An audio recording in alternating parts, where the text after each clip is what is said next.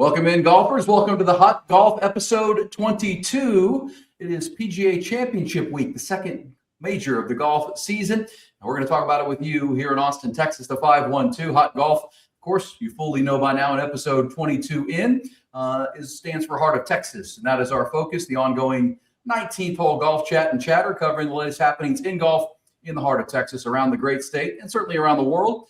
The show emanates from our home base here in Austin, Texas. I'm your number one T-Box host, Erin Hogan, also the host of Game Time each weekday morning from 6 to 10 or 6 to 11 now on 102.7 ESPN Austin. As always, my key playing partner this week and every week, avid golfer, more than 50 years. He is the CEO and man in charge and person in charge over there at the historic Callahan's General Store in Southeast Austin, nearly 50 years, an Austin legend, a staple of Austin. And so is Charley Wilson. He is with us again. And our third member, usually with us, Steve Hammond, PGA Club professional and head of golf operations over at the City of Austin Golf. He's growing the game of golf, Charley. He's got the ladies' clinic tonight over there at one of the munis, which is pretty good. So he will not be with us. But Charley, how are you doing, my friend? Great job last week with Coach Iannello from the University of Texas on the solo mission we sent you on. Great. I'm doing great. And thank you, Erin. Yeah, I'm glad to be here as always. Steve-O is, taking one out there for the community and giving giving the world of golf a new set of players and hopefully people that will rake their bunkers and play fast, as I always say. But I love it when I hear about women's clinics. I think that is the area of golf that the game has the most potential to benefit and grow. Just thrilled to hear that he's doing that. And yeah, as for last week with Coach Iannello from University of Texas, the Lady Longhorns, they're now in in Chapel Hill, North Carolina this week, playing in their regional tournament. So we'll be rooting for them, and hopefully they will get a berth into the NCAA championships, which is going to be played here in a couple of weeks out in Carlsbad, California. So it's a super time of year. I mean, we had some really good rains down here in Central Texas in the last week or so. The golf courses are in wonderful shape. Some of them right now are going through their second aerification and helping the transition to the summertime, which is temporarily a little bit of an inconvenience. But, in another week or so, the sand will fill in, the grass will grow up, and the fairways will fill in. And before too long, you're going to have rough on these golf courses. And so guys and gals, you better just keep that ball in the fairway, go for the middle of the greens and take it from there, because the rough is about to get tough.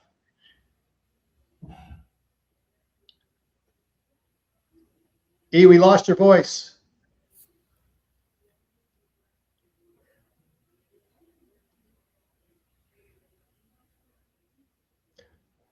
I can do my best at lip syncing and seeing what Erin Hogan is saying right now. Something to the effect of, this damn microphone keeps coming disconnected sometimes, and I think I'll get it figured out one of these days. Good now? Are we good? Yeah.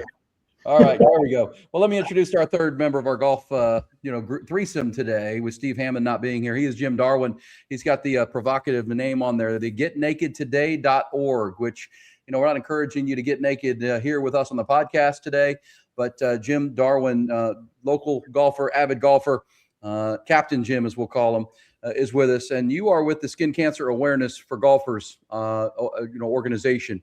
And that's what getnakedtoday.org is. You have your own personal story with skin cancer and melanoma, which May is, World Melanoma Week, or month, I should say. Give us some thoughts before we get into some PGA Championship conversation and general golf talk with you. Your passion, obviously, because you've lived it and lived through it. A battle with skin cancer, which is something all golfers need to be paying attention to. I'm looking out here at Onion Creek Golf Club right out my window here. Sun is blazing. It's about 90 degrees. So we're hitting that peak time. Tell our audience about your story and why you're encouraging our audience to get naked today or as soon as possible with the getting checked for melanoma. Well, Erin and Charley, thank you all for having me on here on this very, very important topic. Not only to me, but everybody who swings a club and everybody who gets out on the golf course. Some sobering statistics I think we should start with, for golfers specifically, they're the largest group of people who get skin cancer. Nearly 30% of all skin cancer diagnoses are golfers. The second group of people, roughly 15%, are baseball players. And that's because they spend all their time outside. And so it's really important that we pay attention, or as we like to say, you wouldn't play golf naked. So cover up when you tee it up, we like to say. And that means put the sleeves on your arms, big floppy hat, put on the sunscreen, pay attention to it. I've had a number of golfing buddies that have had melanoma cut off. One of them, General Pat Brady, Medal of Honor recipient down there in New Braunfels, here about a couple of years ago. He walked up to me and he sticks his arm and he goes, "Look what they did to me." And they cut 6 inches into his arm. And he goes, "I can't swing a club here for probably a month and a half or two, but because they did what they did, but they had to take it." So it's so important that we pay attention to these things. Like for me specifically, I wore visors all my life, and was down at Palmia there in Port A, and playing back in 22, and went to Sandfest and got sunburn on top of my head, like I've done a couple of times before, especially in boot camp in the Marine Corps. And had this little bump up here, started itching, and I was feeling around. I kind of felt it, and it kind of started getting a little bit bigger. And finally I went to my dermatologist, and I had her look at it. And so she took it off, took another thing off my leg, froze the thing off my cheek, went on down the road. So they sent it to the lab. The next week, I'm at the PGA Tour Superstore getting some grips, and my phone rings, and this Dr. Conroy, and she says, "Jim, you have melanoma." At that moment, I kind of went into like a gray out zone. I mean, it's like when somebody hits you with that, you're like, okay, whoa, wait, hang on a minute. The place I went to was my good friend back in the day, Glenn Hansen. We had Hansen Wine and Spirits in Lakeway. Played the last round of golf with him at Live Oak. And about halfway through the back nine, he got to where he couldn't swing a club. And he was in a lot of pain, so he quit. So we got to the end of the round. I said, "Glenn, dude, got to go to the doctor." A couple of days later, he goes to the doctor. They put him in the hospital, opened up his back, looked at exploratory surgery, found a tumor about the size of your fist underneath his left shoulder blade, took a biopsy, sewed him back up, came back melanoma. And this is in 2001. And they said, "You just need to get ready." And he was gone in about 90 days. And so that's why when she told me that, that's where I went. I'm like, wow, okay. That's what happened to Glenn. And also what happened to Greg Honeycutt, the guy that was on the bottom of his foot out here, a neighbor. He lasted about a year as well. It's just, I mean, those are sobering things that make you stop, reassess everything, look at what's going on in your life and going forward. So anyway, from that point forward, I went to a surgeon. They took a 2-inch hole out of the top of my head, 7 lymph nodes on my neck, came back positive for melanoma in my lymph nodes, which meant it traveled in my body. So that's what they call stage 3B that I was, and went to MD Anderson after that, and went through immunotherapy, which was developed by another really good Longhorn, Dr. Jim Allison. And he got the Nobel Prize in 2018 for inventing immunotherapy. It's an incredible drug that they've been able to do. And what it does specifically, it supercharges your T cells. So to go after all the bad stuff in your body, specifically cancer. And I won't get too far off in the weeds, but to explain it a little better, if you understand how your T cells work, there's a thing called a CTLA4 receptor that comes from the cancer cell back over to the T cell to turn it off, which is amazing. The cancer's that smart. And so what Dr. Allison did is he developed a blocker for that CTLA4 receptor so it could just do its thing and kill off all the cancer cells. Well, that's great, except they tend to go rogue. So for me, it attacked my lungs. My fraternity brother, he had a body rash from head to toe. When we met with my oncologist, she goes, "Oh yeah, I had a patient the other day that his pancreas stopped, so he's now on insulin," and you're like, what?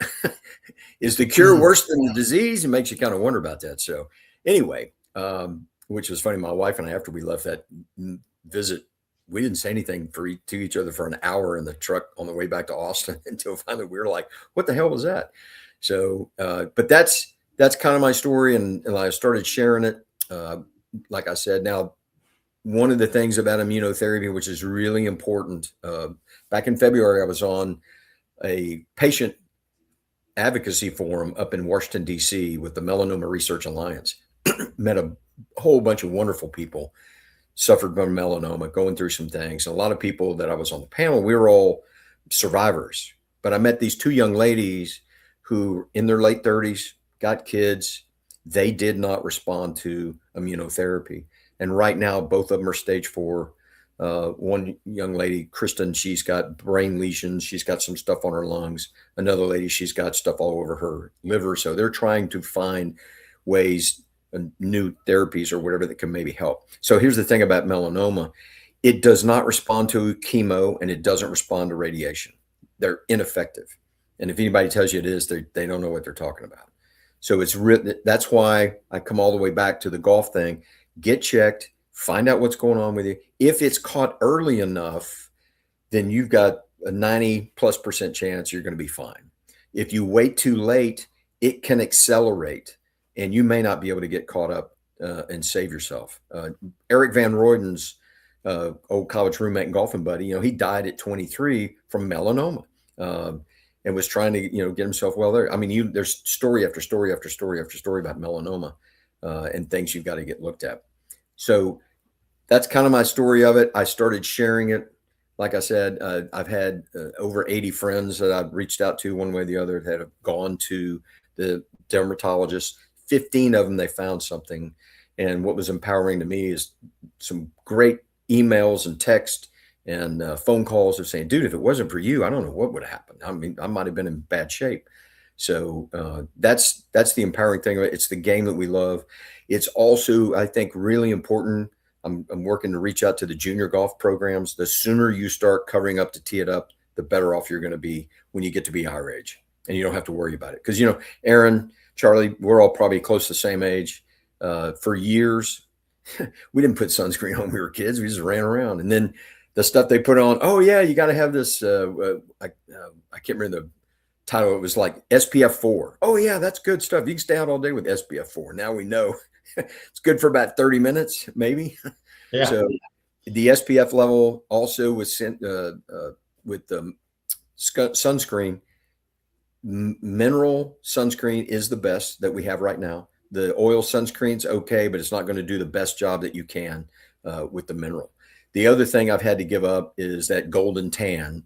The golden tan led me to where I'm at now to some degree. And so I've got to make sure that I'm always, if I'm a white guy and I'm going to be white the rest of my life, pasty white, that's okay with me. But I'll still get to swing a club out on the golf course. And that's the main point. Yeah, so nothing better than a pasty white down the middle, right, Jim? Yeah. I had a few of those yesterday. So, yeah.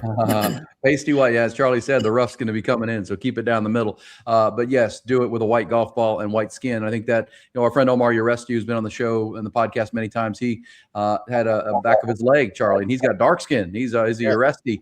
But it's such a great message, Jim. And thank gosh you're okay. But the man, 80 different friends, 15 had something when they went to the dermatologist. I think that's I know whenever you come on the radio show or here on the Hot Golf, it's staggering to hear that 30% of all melanoma cases come straight from golfers and off golf courses, which makes sense. The other 15 more is baseball, so that makes perfect sense. So as you say to us, getnakedtoday.org. That's the shirt, and that's the foundation. But talk about that. I mean, when you go to your dermatologist, and we'll get back to the sunscreen and applying to start and at the turn, which we're going to talk about. But why is it important when you go to the dermatologist to not be shy and strip down and let them get a full assessment of what's going on? Great question. And let me first say, I am actually part of a bigger group, the Melanoma Research Foundation. Has the Get Naked hashtag Get Naked campaign that they're actively working on as we speak. And I've now gotten the chance to work with them and be a part of that, to go to your dermatologist to get naked. And so the real reason is my neighbor, Greg Honeycutt, it was on the bottom of his foot.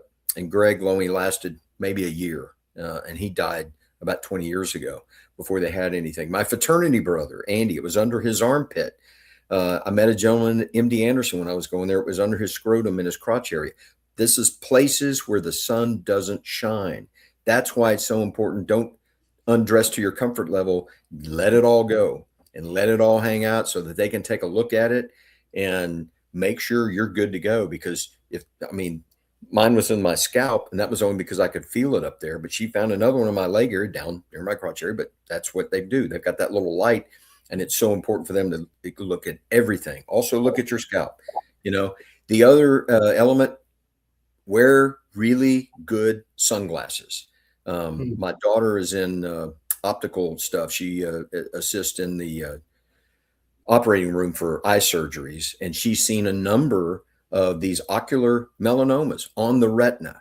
And so it can come over lots of different places that you don't know about. I also have a little spot we're watching in between my little pinky toe on my foot. It doesn't see any sun, but we're watching a spot that doesn't look good. So that's why you've got to keep up with it, have those regular visits, and make sure you're going. And if your dermatologist is as good looking as mine, it makes it really easy. So there's a key. There's the key. That's it. There is a key.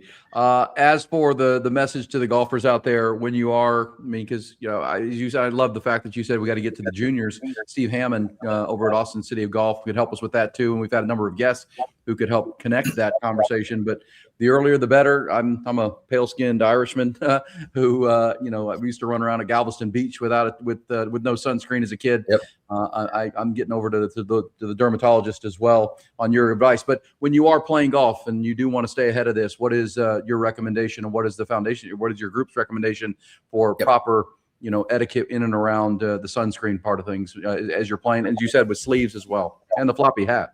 Yep. Another good point that you make there, Erin. You apply your sunscreen 15 minutes before you tee off. All right. And they may say, it makes my hands greasy. Well, let me tell you, I go put mine on. I go to the men's room, locker room, wash my hands really good, wet my towel, and I'm ready to go. And with a wet towel, if you ever get a little more on your hands, you can wipe that dry, and then we can still grip the club really good. Sunscreen only lasts 2 hours. And there's no such thing as waterproof or sweatproof sunscreen. It's a joke. So it's going to lose its ability within a 2-hour period of exposed to sun to break it down. So that means when you make the turn, reapply it. And now you're good for the rest of the round of golf. So it's that those are two elements that I think a lot of people miss. The other thing about the sleeves, people go, oh man, it's going to bind up my arms. Let me tell you, I kind of thought that at first. In our Texas summer heat, when I put them on, you get a little sweat going. You get that natural cooling, of the arms when you do that. Man, it's great. Like yesterday when I played Lantana, I had those sleeves on. Man, it was fabulous because it got warm up there. It started off about 60 degrees and ended up going up to about 90. But that's also cool. Or, they've got these big shirts that you can wear. You see Scotty Scheffler wearing them. A few guys with got the little hoodie. That's not a bad way to go either, because you can pull that hoodie over you and at least cover your ears. So it's very important to do that. And the floppy hat. I wear the floppy hats. I've also got a fedora. A funny story about that. So my brother played on the team with Tom and Ben and Brent Buckman and all those guys back in the early 70s for the 71, 72 championship teams. And Tom was my brother's roommate, and ran into him and Sandy at a UT football game a few years back. And I was right after I had my deal, and I was talking to Sandy about it. And I looked at Tom, and he goes, man, I had a thing on my head, and that's why I put that fedora on. And I go, that was kind of your signature look, right? See Tom Kite with that fedora and it's flipped down the back. And he goes, I didn't wear it for a signature look. I wore it to cover up my head, which he's like you, Erin. He's a freckle-faced redhead guy. So I just thought that was kind of telling about that whole thing. Here was the guy that was his stylish look, but he didn't do it for that. He'd do it. Yeah, absolutely. This year, yesterday we lost Jim Colbert. 85 years old, and Jim Colbert also wore the hat over his head and his eyes and protect his neck, and he always popped his collar, and he's kind of before his time too. He wore long sleeves, but he did have skin cancer issues, and he was certainly a wonderful senior player and had a good long career. But that's just a case in point of protect yourself and you give yourself a chance for longevity. Hey, I got a question for you as well, Jim. On the, people kind of have this argument, and maybe the statement that your group is saying that there's no argument. Don't take the chance. But some people will say, well, if you don't apply, you're okay not to apply sunscreen before 10 a.m. or after 4 p.m. or whatever when the sun's rays change. What is the going thought on that now? Nope.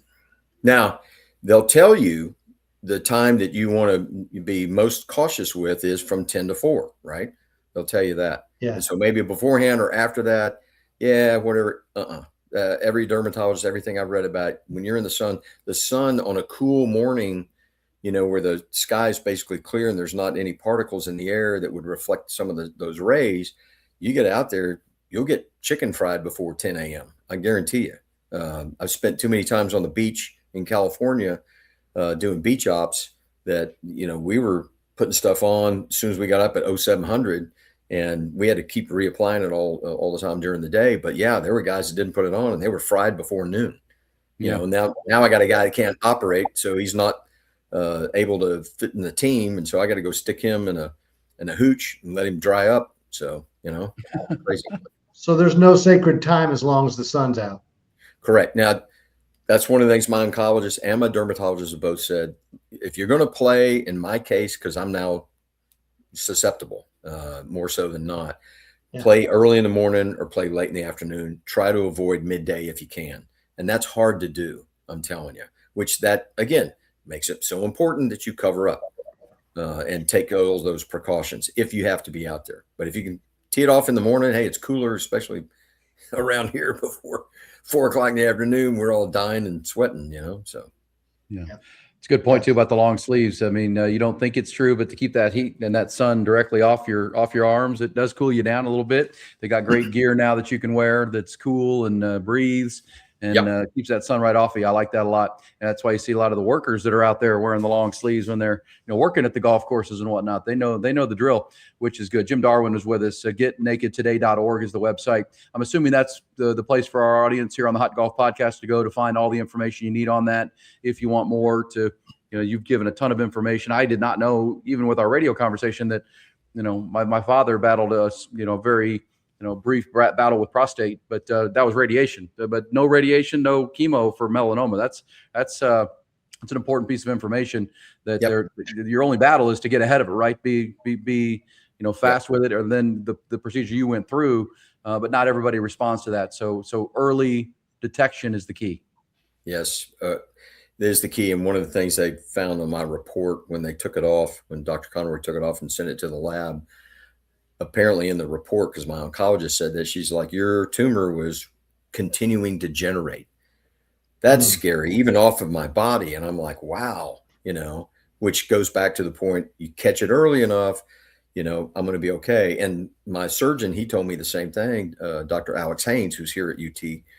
He's like, this is a few years earlier, we're having a completely different conversation, Jim. And that's another telltale sign of, wow, I'm blessed that the technology is where it is. We've got some remedies here that I was able to take advantage of.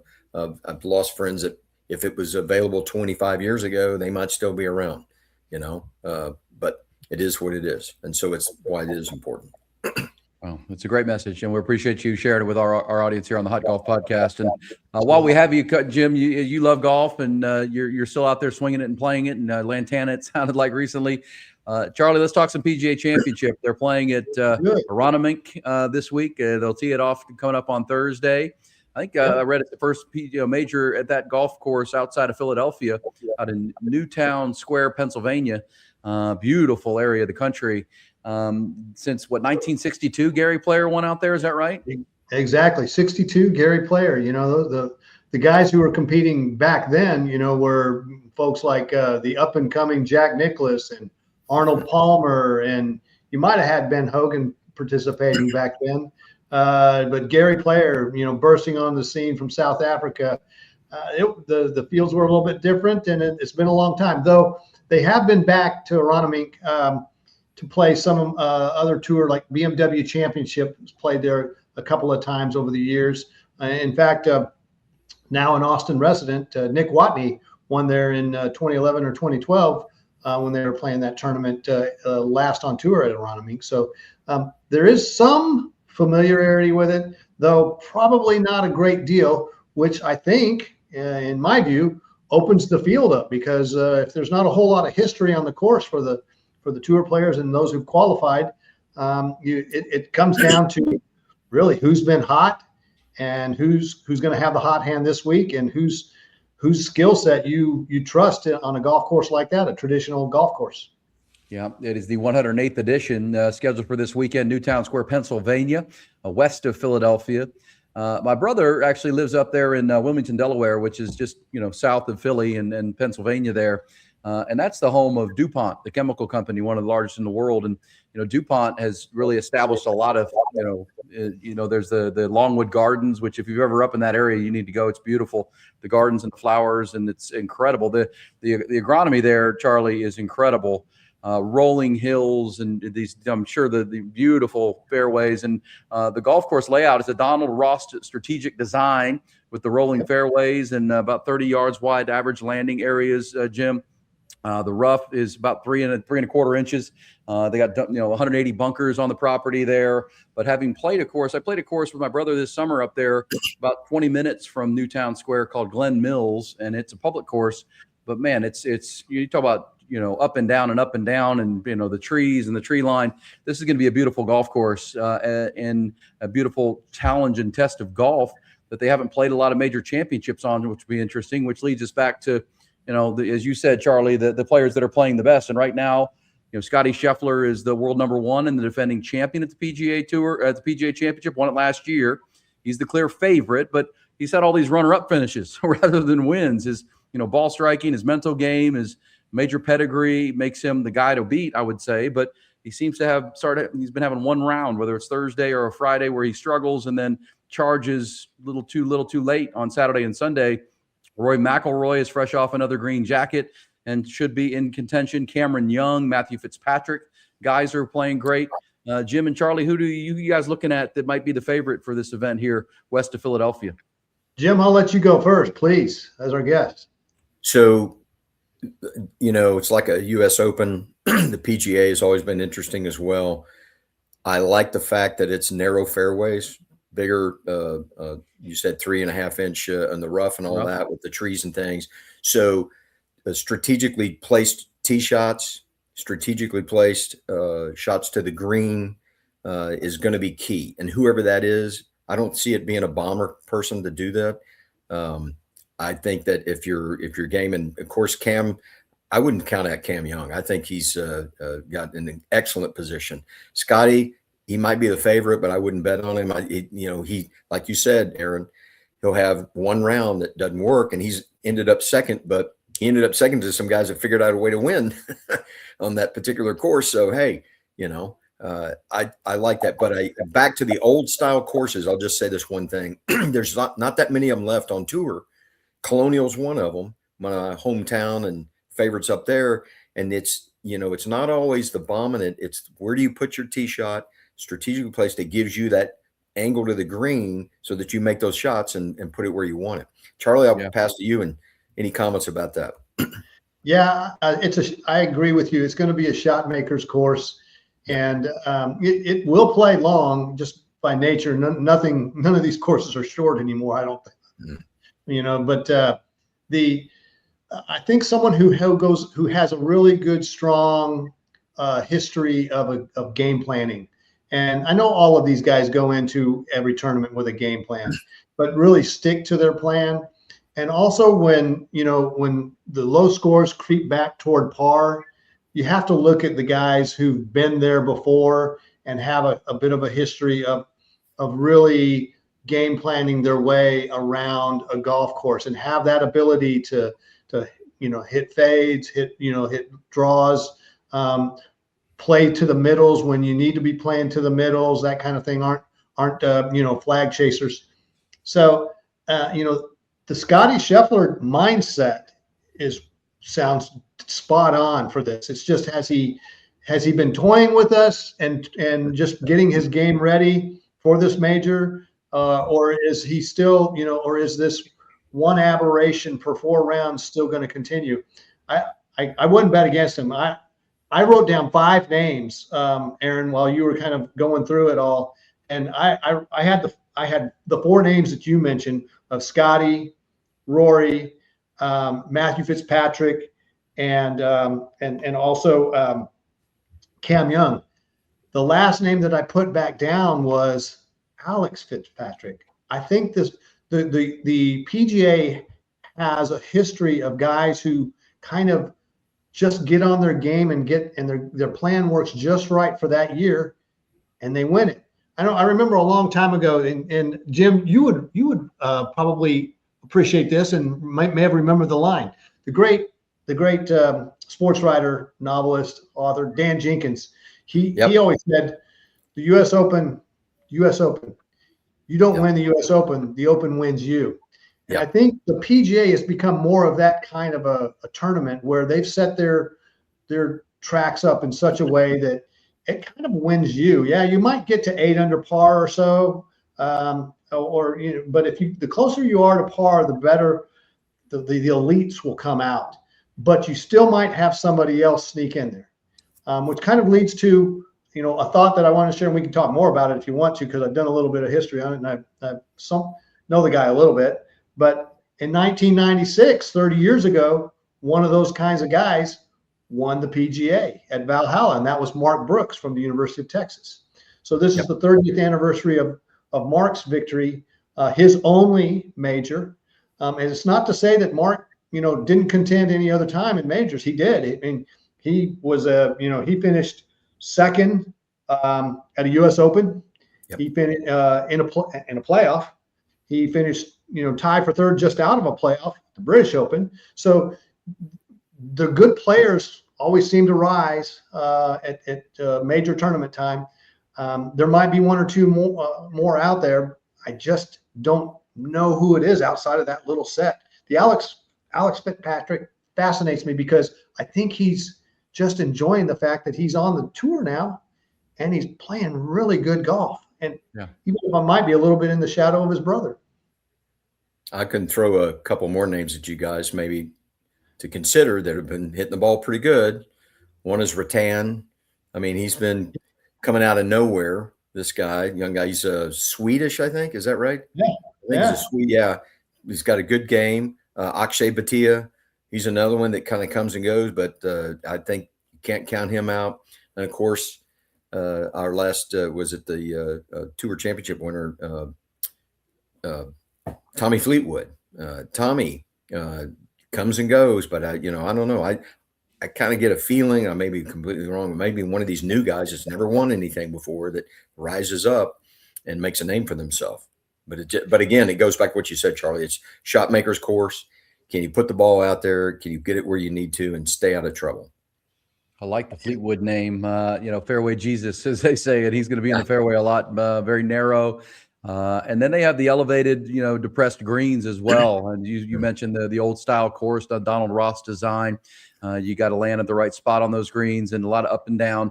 Scotty Scheffler for sure. As far as the odds, as far as that goes, Scotty Scheffler is the favorite with Rory, Cam Young. John Rahm is a name. Xander Schauffele, Ludwig Oberg, Matthew Fitzpatrick, Bryson DeChambeau, Tommy Fleetwood, and Brooks Koepka, or Colin Morikawa. They're both plus 4,000. Those are your top 10 as far as the odds of those names, Charlie, because you mentioned Scheffler, Rory, Cam Young, and we've all talked about Matthew Fitzpatrick and the season he's having. If I give you Rahm, Schauffler, Oberg, or DeChambeau and throw Fleetwood in there, is there any of those guys that tickle you a little bit? Oh gosh, Scheffler, Schauffele. Did you say Schauffele or Scheffler? Schauffele, yeah, Schauffele. Scheffler's a favorite, but of those other guys that are middle of the pack, I would look at Xander because I think that he, he's just been seasoned enough now that his game's adaptable everywhere now. And as you were talking about, as you mentioned Donald Ross, you think of some of the great Donald Ross courses, and most people think of Pinehurst number 2. And so you think of a course like that where the greens are on mounds and everything rolls off. So you're hitting to spots, and people who are accustomed to throwing darts, and hitting their spots in the greens, and it might not on appearances look like that's where they're very close, but they're in the right spots. And Xander Schauffele certainly is a guy who can hit those. I'm not getting real excited about Rahm and DeChambeau right now. And maybe that's just an emotional response. to what all's going on with respect to the tour that they play on. And it's not an emotional response in so much I'm disappointed that things are happening in the way they are with their tour. It's just I'm not sure how on top of their games they are, even after they've gone to the 4-day formats on LIV. It just I have a hard time just going there.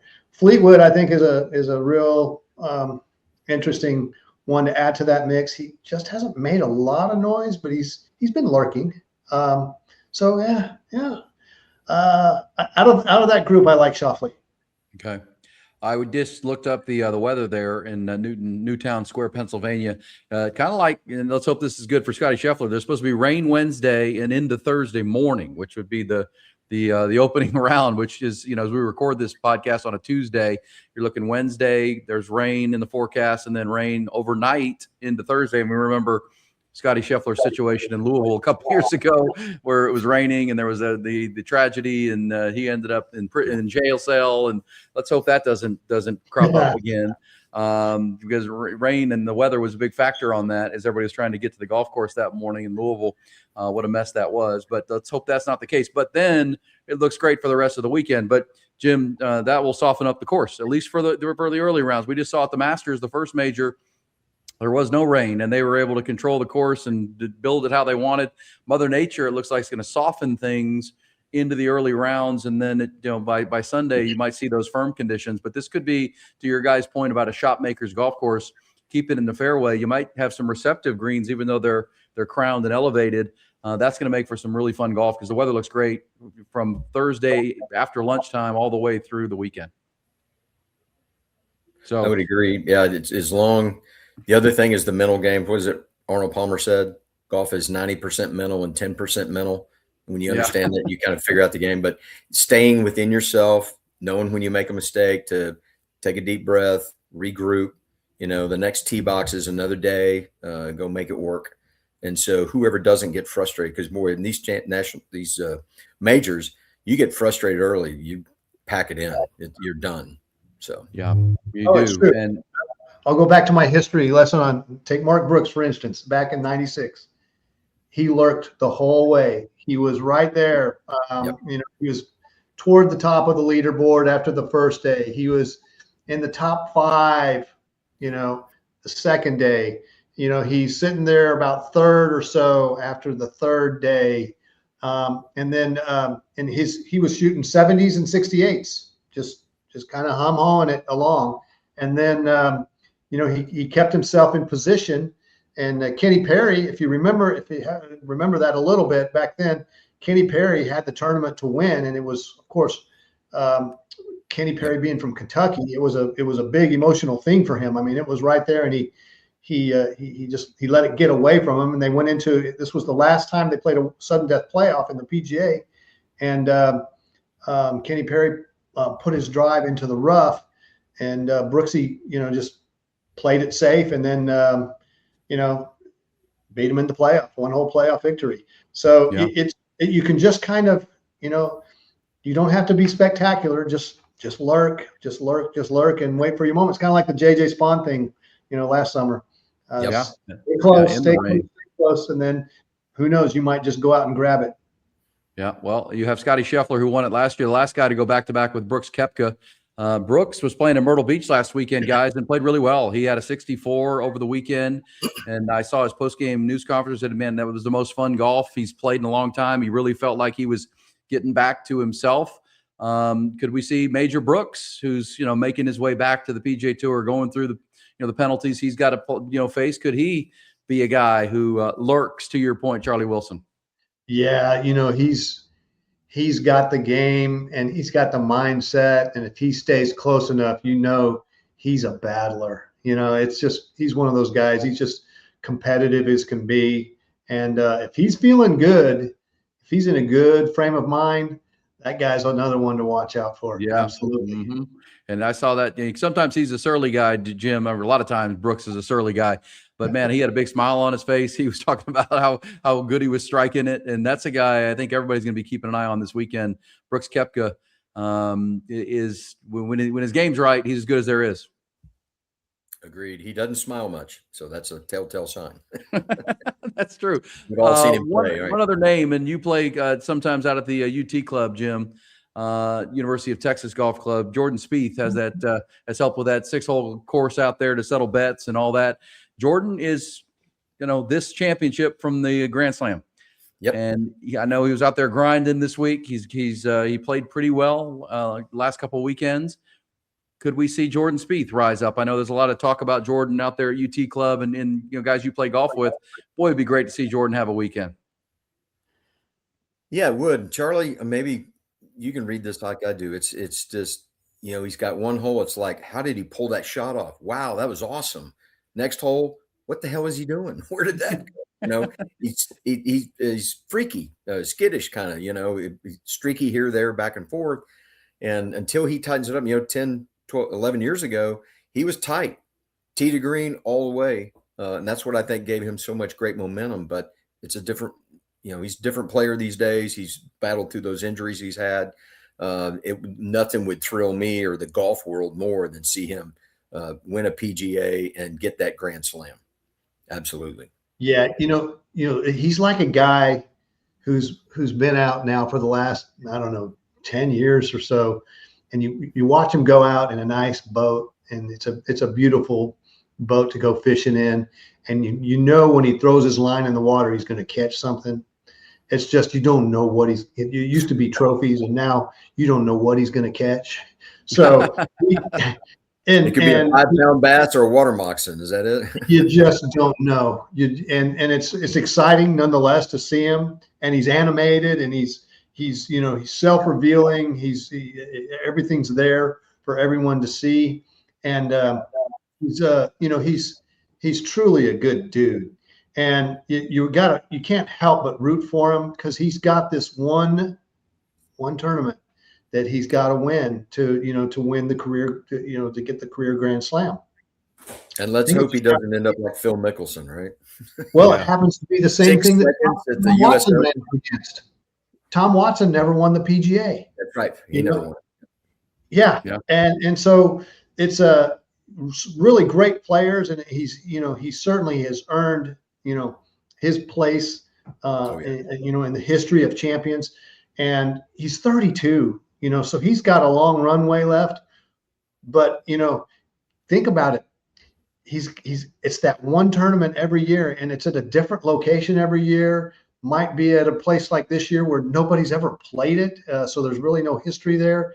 You gotta hope that he has that jungle mindset, because when he's hitting out of trouble and he's got to keep his focus really narrow, he does great. If he could just have that jungle mindset in the middle of the fairway, I think he might win it. But boy, well, that's the funny part, because I think we all saw Tiger Woods take golf by storm, and the Tiger effect was a real thing.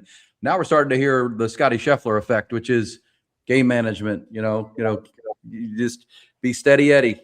Just don't make the blow up holes. Don't have the big issues. Rory McIlroy's talked about it. Kind of channeling that Rory McIlroy, because Rory would play birdie, birdie, birdie, and then would double or triple, and he'd blow up.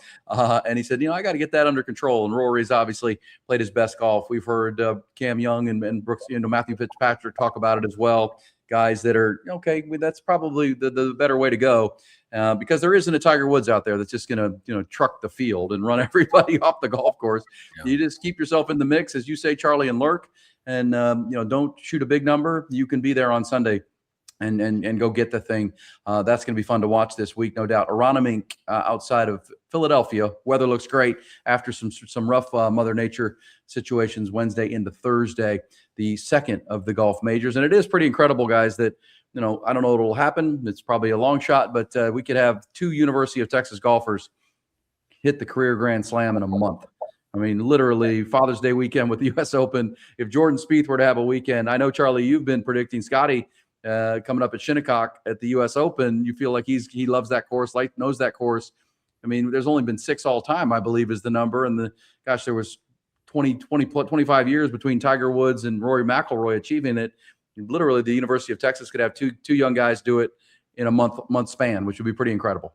Yeah, so Shinnecock would be a great setup for Scotty. If he doesn't, and as I've said before, if he doesn't win at Shinnecock this year, he's winning at Pebble Beach next year. In fact, I heard Jim Nance say the same thing last weekend.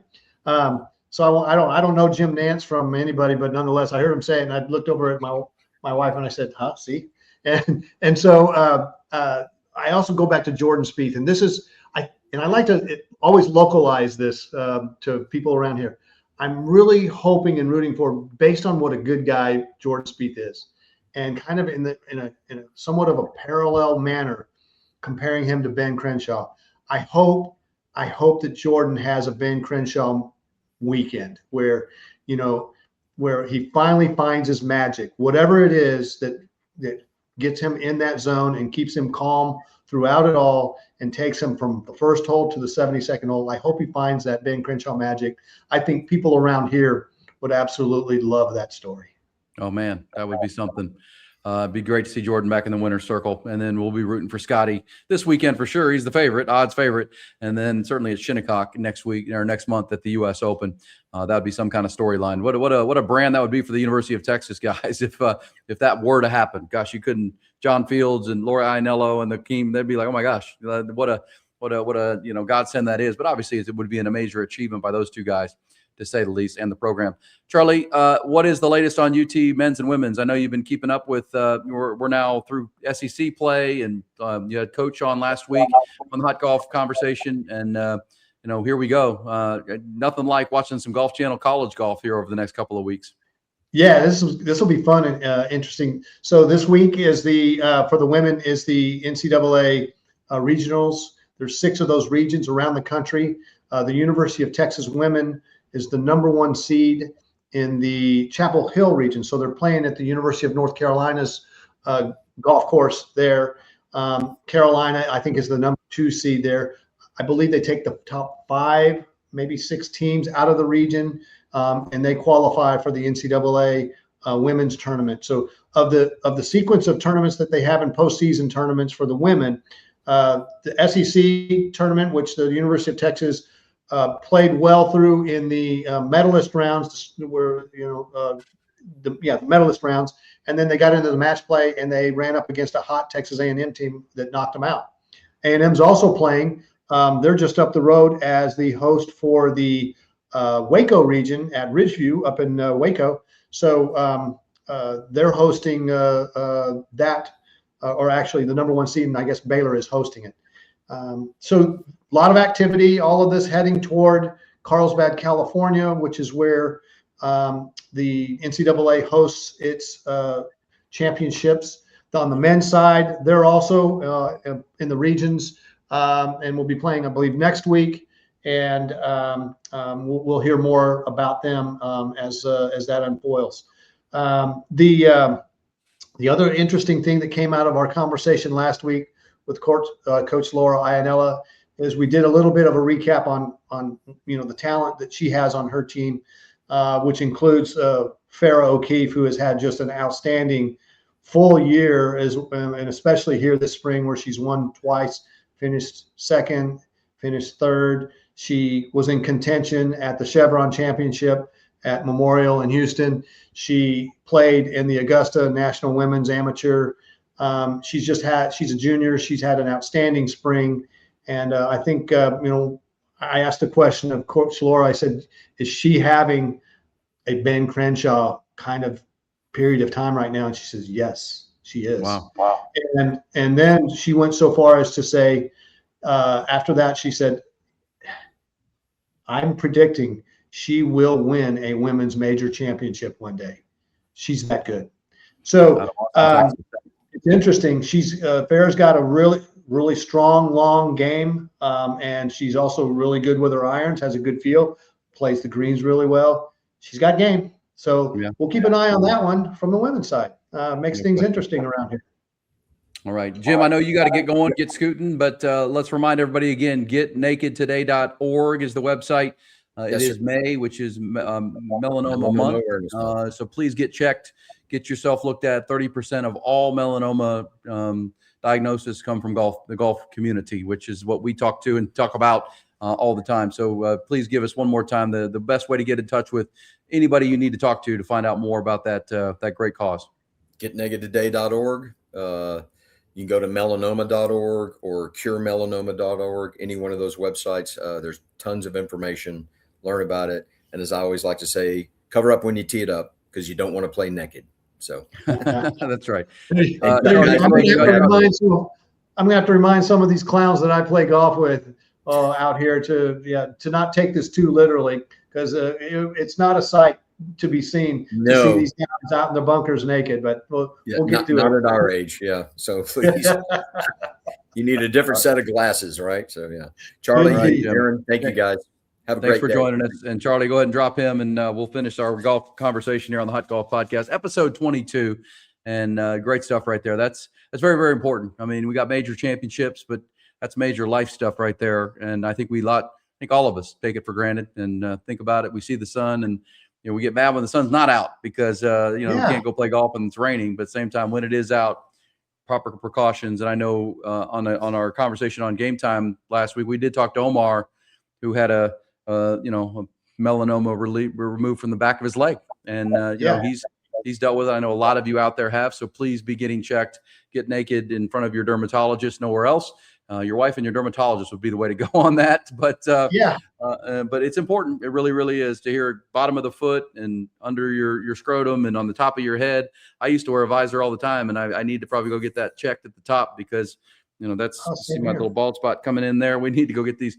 There's a dermatologist, Westlake Dermatology, right here in front of Onion Creek. I probably need to go check it out. That's where I go. So yes, I've got an appointment coming up in June with that. So.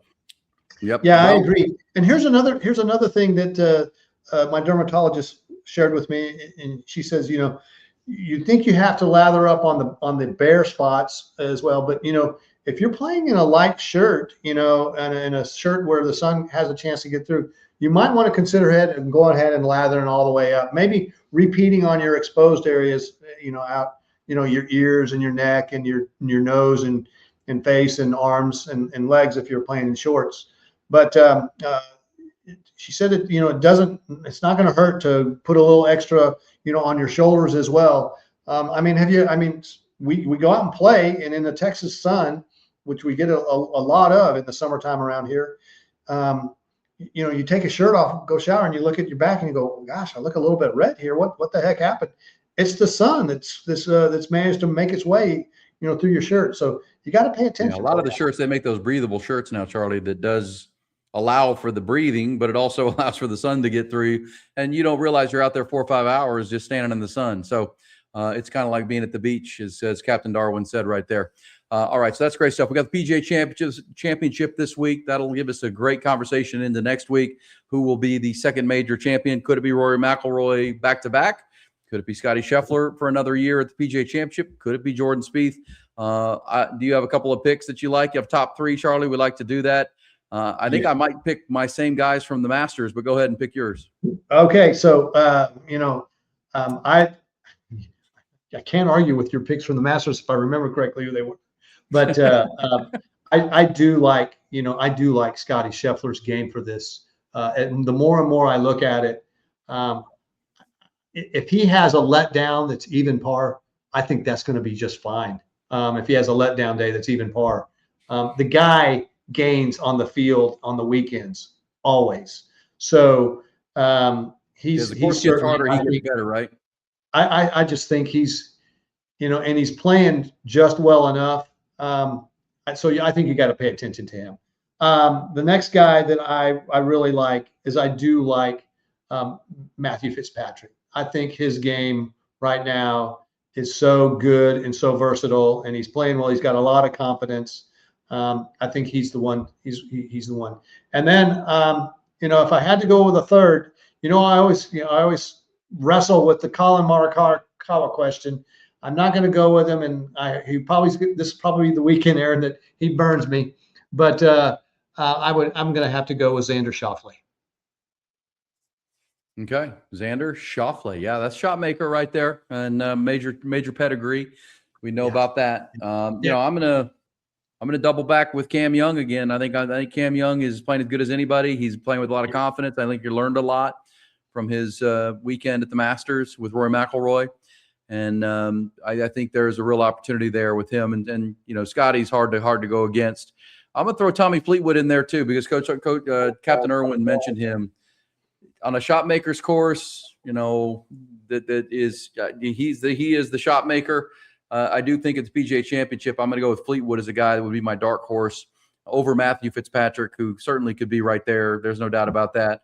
But Fleetwood sounds like a good name for me this weekend. And it should be a lot of fun. Arominink, with not a lot of history on these major championships. Gary Player, the last one in 1962, won there. That's 60 years ago now. So it's been a minute. There have been some other amateur events, but this is, you haven't been up in that area of the country recently. Beautiful, man. It's so pretty up there. It's going to be spectacular, and looks like the weather's going to be great after Wednesday into Thursday for a major championship. Steve Hammond will rejoin us next week, so we'll get the update on all the things happening within the city of Austin, and City of Austin Golf. Thank you to Jim. That was a very special treat. Please get yourself checked, and make sure you realize that of all melanoma cases on the planet every year, 30% diagnosis are golfers, which tells you the sun is a great thing. Vitamin D is a great thing, but it also, in too much exposure, can be a real problem to your body. So make sure you're getting yourself checked, cover yourself up, cover up so you don't have to, deal with that. That sounds pretty awful. But Charley, great stuff. Good job again last week with the solo project. Oh, yeah, loved it. We'll get the team back together next week. All right, here we go. Well, everybody have a great time watching the PGA this weekend. Root for the Horns in their upcoming matches, and rake your bunkers, and let's have a good time out there. Lather up with that sunscreen, and keep on going.